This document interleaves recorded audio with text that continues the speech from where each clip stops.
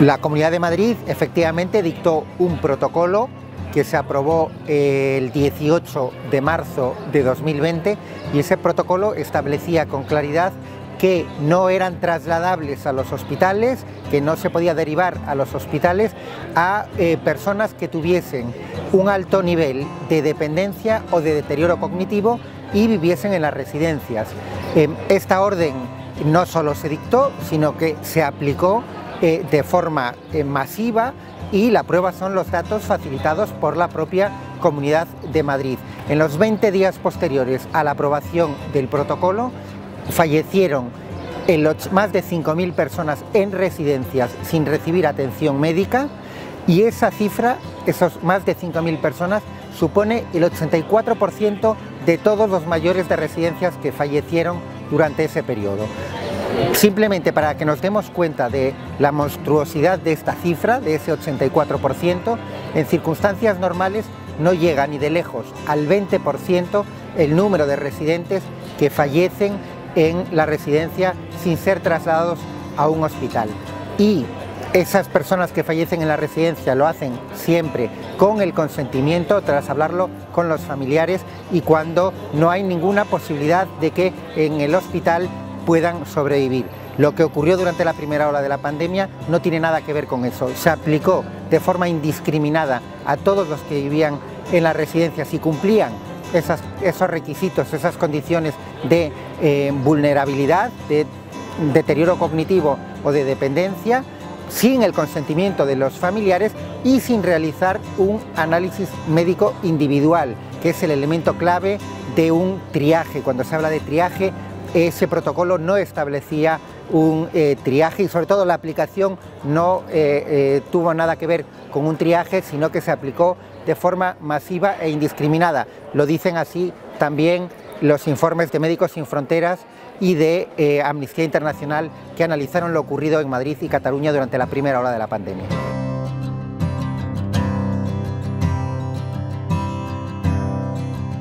La Comunidad de Madrid, el gobierno de Isabel Díaz Ayuso, tenía tres alternativas para atender a los mayores.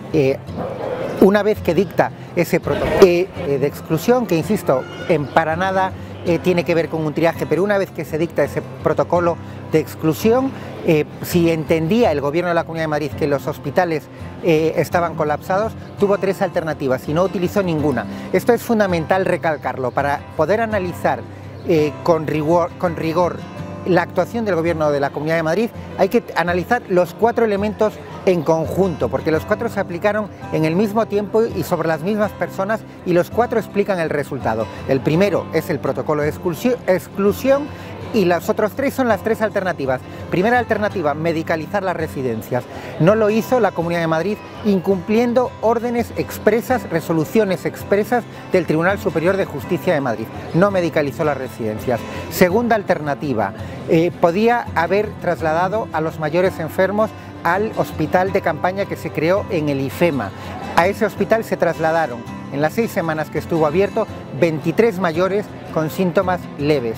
Es absolutamente increíble que un gobierno construya un hospital, diga que es para atender a quienes lo necesitan, y los que lo necesitan sean los únicos que no son trasladados, porque obviamente si en ese periodo fallecieron más de 5.000 personas, esos son los que lo necesitaban.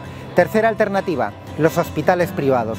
De acuerdo con los datos oficiales de la Comunidad de Madrid, residentes que no tuvieran un seguro privado no fueron trasladados ninguno a los hospitales privados. Se creó un mando único, de forma que los hospitales públicos y los privados pasaban a depender de la Consejería de Sanidad, del señor Ruiz Escudero, pero no se trasladó ni una sola persona de una residencia a un hospital privado, insisto, salvo la excepción de que tuviese un seguro privado, en cuyo caso sí fueron trasladados, lo que por otra parte establece un nuevo elemento de desigualdad, ya que no recibieron el mismo trato personas que tenían un seguro privado y quienes no lo tenían. Y estamos hablando de desigualdad a la hora de vivir o morir.